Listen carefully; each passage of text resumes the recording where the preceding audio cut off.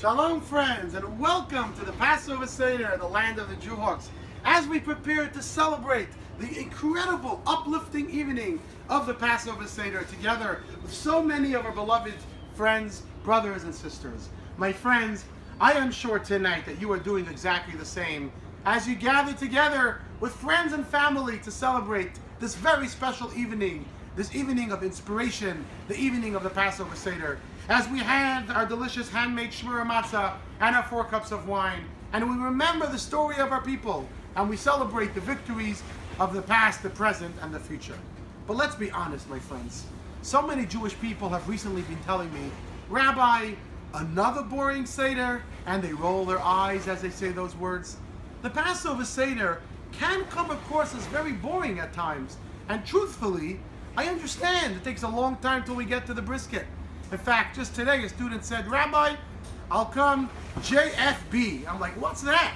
And then I understood, just for the brisket. So how can we understand and appreciate the Passover Seder to be a transformative, uplifting experience and not just a long, dragged out service and affair? Well, my friends, I want to share with you something incredible. You see, if you think about it, in the Hebrew language, there is actually no word for history. Even though the Jewish people are filled with such an incredible past and such an amazing story, if you look through the Holy Tongue and even modern Hebrew, there is no term that we use for history. The closest we get for that is hysteria. So what is history in Hebrew? It's very simple. We don't speak the language of history because history actually means his story.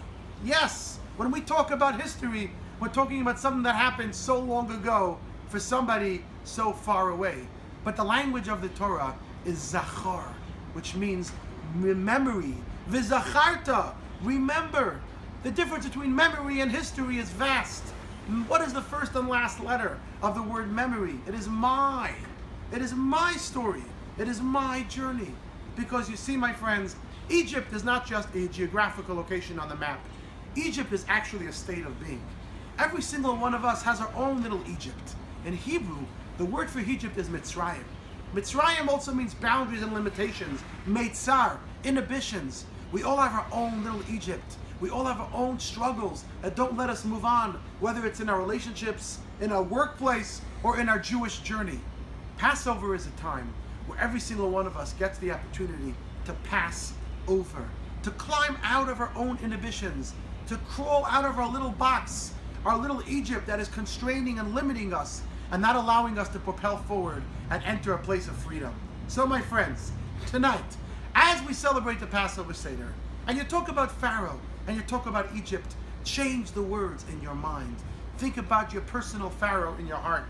Think about the Egypt that's holding you back. And as you eat the humble shmura matzah, and you drink the 4 cups of wine, remind yourself, this is not his story, this is your journey. Because tonight and tomorrow night, my friends, there is an incredible spiritual energy that comes into this world. And the way to draw that down is by fulfilling the mitzvah of the Passover Seder. So wherever you may be, and whenever you're starting your Seder, make an effort that after sunset tonight and tomorrow night, after nightfall, when it's dark outside, have a little bit of matzah and 4 cups of wine. And I guarantee you that you will experience true freedom. From our heart and from our family to yours, have a happy and kosher Passover.